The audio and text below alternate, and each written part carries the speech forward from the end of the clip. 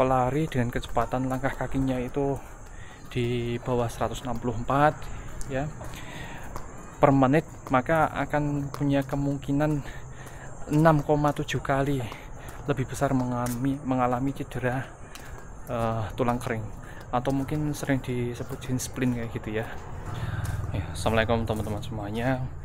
Untuk malam hari ini sebenarnya pada maghrib ya, jam 7 kurang. Ini persiapan untuk sholat tarawih juga. Ini malam hari ini saya mau jalan-jalan keliling kompleks sebentar ya, karena memang beberapa hari saya tidak ada di rumah karena memang ada agenda. Mau kita bahas terkait dengan cadence atau irama langkah kaki kita. Kira-kira seberapa penting sih cadence dalam kita berlari? Mari kita bahas.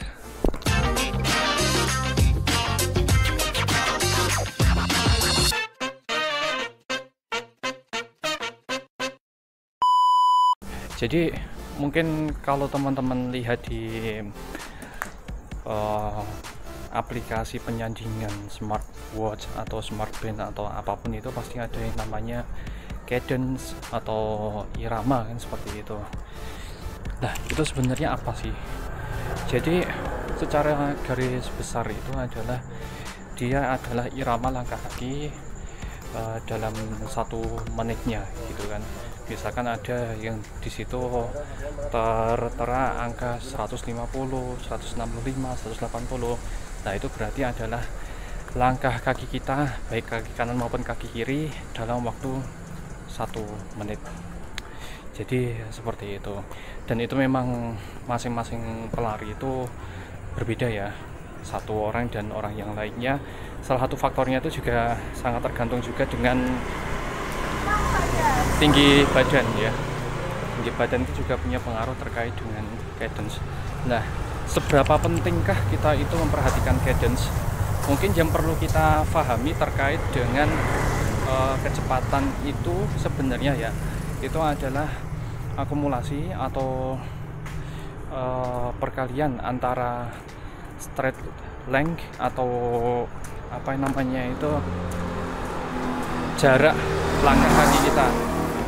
Apa namanya ini, jarak langkah kaki kita ya gitu kan.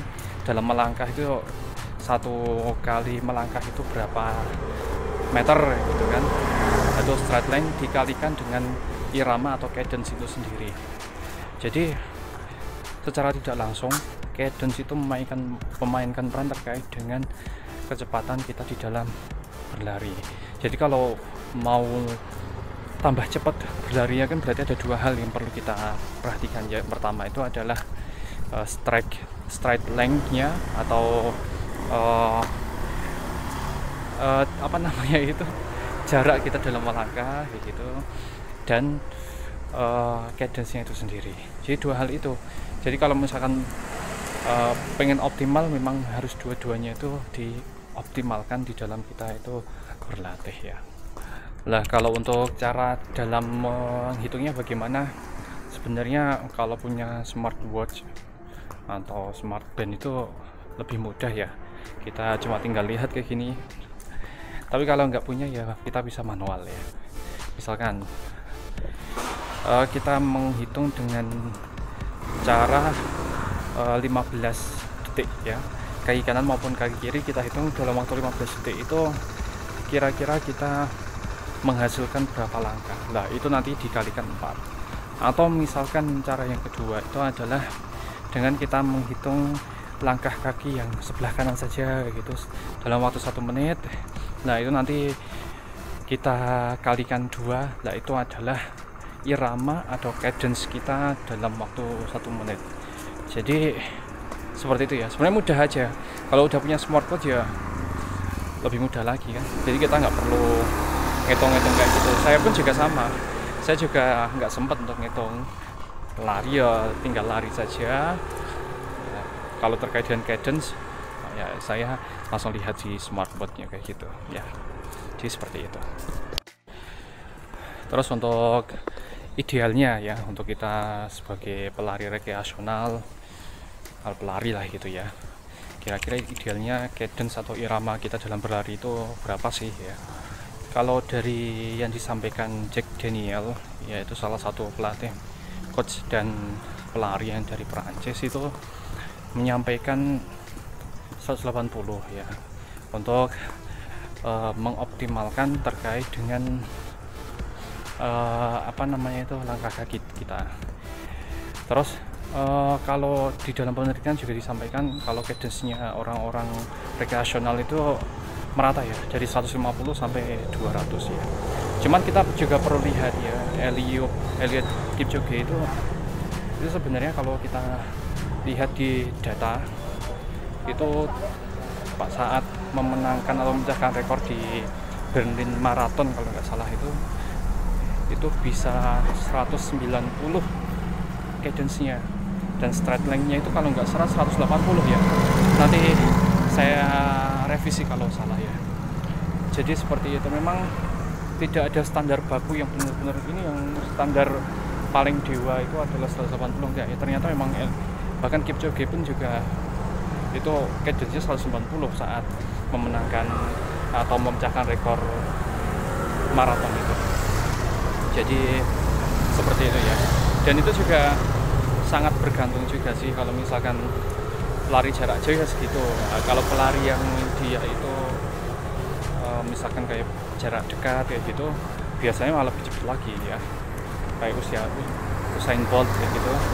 Nah itu biasanya cadence-nya lebih cepat lagi gitu. Jadi seperti itu. Yang jadi pertanyaan, seberapa pentingkah kita itu memperhatikan cadence itu sendiri ya. Jadi cadence itu memainkan peran terkait dengan kontak kaki kita ke dalam ke tanah gitu, atau ke tanah ya, ke aspal kayak gitu. Intinya kayak gitu. Semakin lama kontak kita ke tanah, semakin lama kita kontak ke tanah itu nantinya juga akan memperbesar peluang terjadinya resiko cedera. Seperti itu. Jadi kalau misalkan cadence-nya itu rendah gitu, maka probabilitas untuk terjadinya cedera itu amat sangat besar. Seperti itu kan. Begitu juga dengan sebaliknya, kalau misalkan cadence-nya itu semakin tinggi, berarti kan ground kontaknya kaki kita dengan tanah itu otomatis akan lebih sedikit gitu kan, maka lebih cepat, sehingga akan meminimalkan terjadinya cedera. Dan ini mungkin yang pengalaman saya aja nih, disclaimer, apa yang saya sampaikan tadi itu memang murni pengalaman saya sebenarnya ya, serta basic dari keilmuan saya di kedokteran. Jadi ini pengalaman saya dulu di awal-awal saat saya itu mulai untuk menekuni dunia lari itu, cadence saya atau irama kaki saya itu 1 menit mungkin hanya 150-160 kayak gitu kan. Berarti kan dalam artian langkah kaki saya itu panjang kayak gitu kan. Saat langkahnya panjang, otomatis kan akan ada gaya pengereman. Jadi kan kayak gitu. Dan yang terjadi hampir setiap saya itu selesai lari, kaki saya itu pegel-pegel kayak gitu. Bahkan sempat cedera juga seperti itu.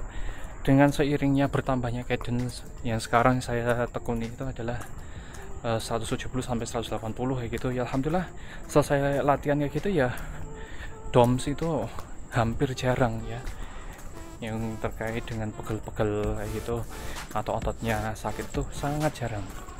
Jadi seperti itu ya. Jadi dengan adanya cadence yang semakin tinggi, maka ini akan memperkecil resiko untuk terjadinya cedera kita sendiri. Sebenarnya seperti itu ya. Kita lanjut. Oh iya, lupa untuk saya sampaikan tadi. Jadi semakin banyak cadence yang kita lakukan, atau semakin banyak langkah yang kita lakukan, atau irama kaki kita semakin banyak, otomatis itu nanti akan berpengaruh juga dengan detak jantung kita. Jadi seperti itu. Kalau misalkan langkah kaki kita itu atau irama kita itu rendah, otomatis jantung kita itu akan lebih pelan lagi ya gitu. Maksudnya itu lebih rendah untuk detak jantungnya. tapi nanti resikonya kakinya nanti ya yang akan terjadi cedera. Begitu juga sebaliknya, kalau misalkan ya kita itu cadence-nya tinggi, itu akan mengurangi resiko cedera pada kaki, cuman nanti detak jantungnya itu akan naik, sama pernafasannya juga akan berat. Jadi memang seperti itu. Tapi tenang saja, kalau teman-teman sudah terbiasa gitu ya dengan cadence yang seperti itu pun, nanti tubuh akan mulai membiasakan. Jadi kayak gitu, lebih baik kita mulai dari langkah-langkah kecil kayak gitu. Kalau misalkan kok ternyata apa namanya itu langkahnya udah atau jantungnya udah mulai tinggi gitu kan, kita bisa memelankan lagi. Ini teman-teman juga perlu tahu ya, kalau dari tinjauan medis itu bagaimana sih. Mungkin ini saya perlu membuka lagi ya beberapa catatannya ini. Ini ada setidaknya ada 2 penelitian ya yang berkaitan dengan cadence itu sendiri. Yang pertama ini yang terkait dengan pelari yang memulai dari cadence 165 sampai dengan 172, dan setiap latihan itu dia melakukan peningkatan cadence-nya sebesar 10% ya gitu. Misalkan 165 ya berarti ya sekitar 170-an sampai 180 ya gitu kan. Maka apa dampaknya? Ternyata dampaknya luar biasa ya, mengurangi nyeri patella femoral ya. Patella femoral itu adalah di salah satu bagian yang ada di bawah tempurung kaki kita ya. Jadi seperti itu. Jadi kalau semakin cadence-nya semakin naik gitu, nanti resiko untuk terjadinya nyeri di bawah lutut itu akan berkurang ya.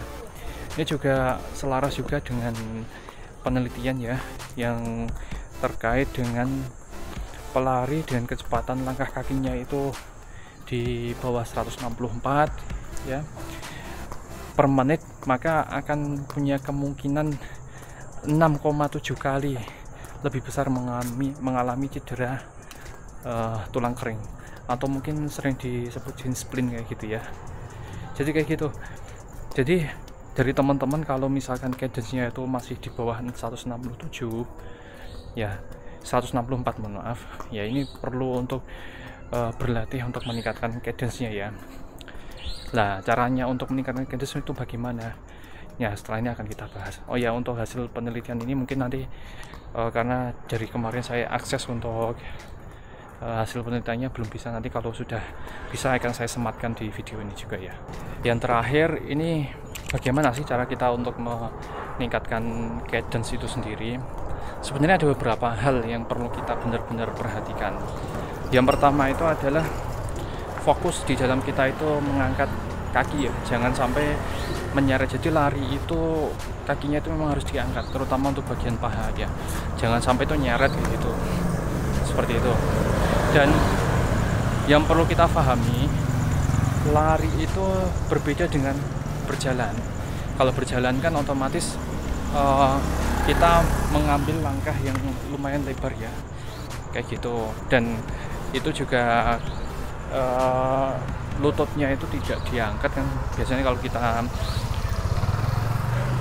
berjalan kan seperti itu ya. Tapi kalau berlari itu enggak, kalau berlari otomatis kan kita harus mengangkat lutut terlebih dahulu ya, baru nanti akan kita pijakkan di midfootnya. Jadi memang seperti itu ya, kita fokuskan untuk mengangkat kaki terlebih dahulu. Terus yang selanjutnya adalah mindsetnya antara berlari dan berjalan itu sangat berbeda.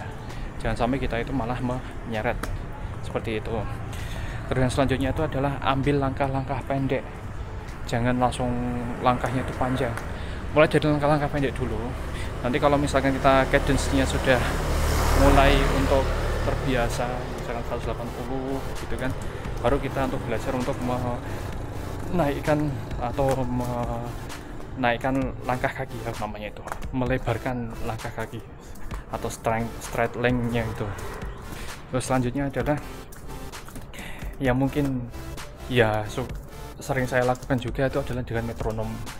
Mungkin kalau teman-teman lihat video saya beberapa di akhir-akhir ini ya, kalau saat live training itu ada suara tuk tuk tuk tuk tuk tuk tuk tuk ya, itu ada suara metronom sebenarnya ya, untuk memandu langkah kaki saya. Terus selanjutnya juga bisa dengan kita memulai lari di treadmill ya, itu juga akan membantu untuk kita itu langkah kakinya itu bisa sesuai dengan target. Sama yang terakhir adalah dengan musik yang 180 BPM ya, beat per minute ya. Mungkin itu saja ya yang bisa saya sampaikan berkaitan dengan cadence.